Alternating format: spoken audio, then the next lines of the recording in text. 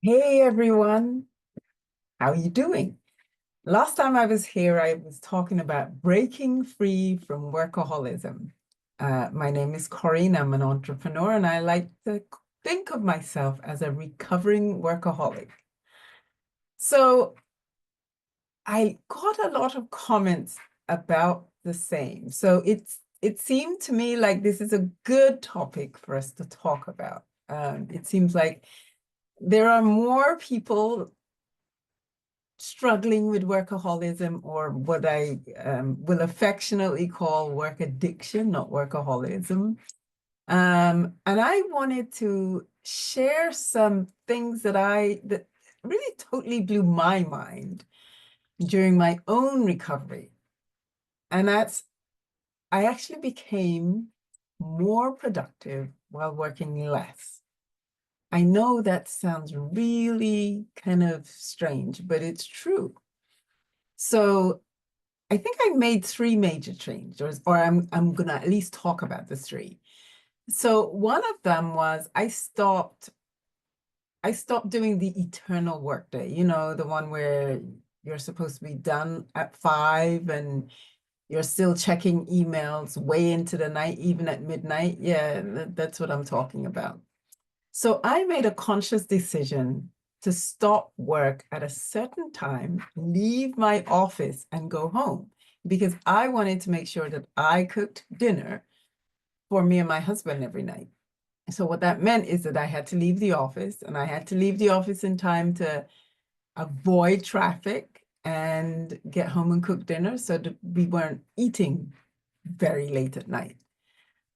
It took a while for me to get used to that idea, because what I would do is after dinner, I would go and open my laptop. But I did get to the point where I no longer needed to open my laptop. And this is what was fascinating. And this is the results of doing that. My brain actually got a chance to rest and reset. I started having amazing ideas while I was either in the shower, I know, TMI, and while I was on my walks, while I was cooking dinner, other things that I was doing. It turns out that creativity needs space to breathe. Who knew that? Brain space is a thing. We need it.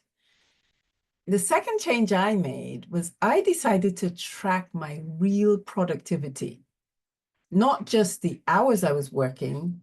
I realized something really fascinating about that. So my old 12-hour work days, I realized that I wasn't really being productive all of those 12 hours. I was really only being productive, maybe 6 of them. The rest of the time I was spending just dawdling, scurrying around emails, being distracted by emails and social media. I certainly wasn't being efficient, that's for sure. So one of the things I did was hire a virtual assistant to manage my emails because I was spending way, way too much time in there. I bought myself a timer and I experimented. This timer, by the way, is a very useful tool. I got it from Amazon. It's pretty cool. So in my experimenting, I decided to try and compress my work days. I used the timer for all the tasks that I needed to do. If a task I thought was going to take 15 minutes, I would set a timer for that. And if it was half an hour, I'd do the same thing.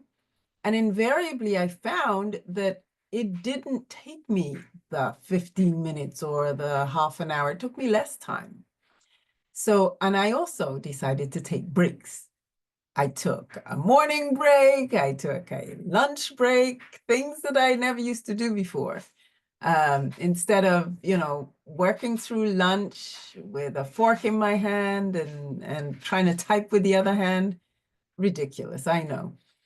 But the results of that was that I completed my work in half the amount of time. And the quality, of course, was way better. And that's because I wasn't exhausted and making careless mistakes that I would have to spend hours trying to fix.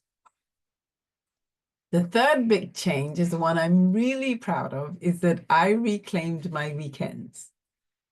I know that's a big one. Instead of catching up on work, I was just catching up. I started catching up on life. I started doing Zumba on Saturday mornings, which I thoroughly enjoy. I need the exercise anyway. I started cooking more meals, experimenting with more cooking and baking, because I do enjoy a good bake.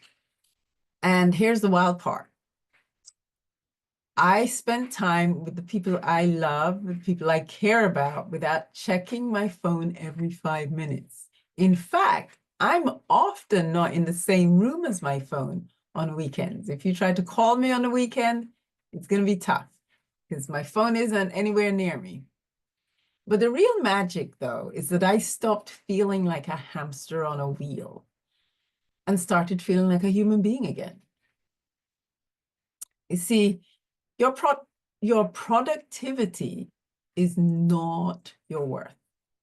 But if you want both, sometimes, just sometimes, less is really more.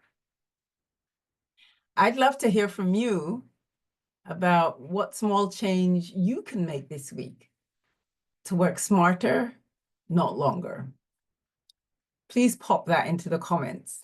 And if you're here for the first time and you're struggling with workaholic tendencies, check out my previous video where I talk about recognizing the signs of work addiction. Don't forget to like and subscribe if you want more content about building a successful career without sacrificing your life in the process. Until next time, just remember that life happens outside of your inbox.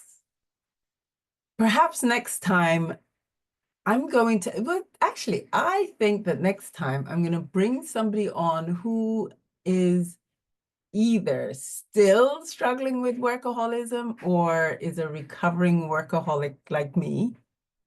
Because in the past couple of weeks or so, I've spoken to so many people that struggle with the same thing or recognize the same work addiction tendencies in themselves. And I don't know, I feel like perhaps I should have somebody else talk about what they've succeeded in doing or what they used to do in the hopes that maybe it can help somebody else who is struggling and stumbled across this video. In the meantime, I hope you have a successful week and a productive one, but one where you're working smart, not hard. Take care, and I look forward to seeing you next time.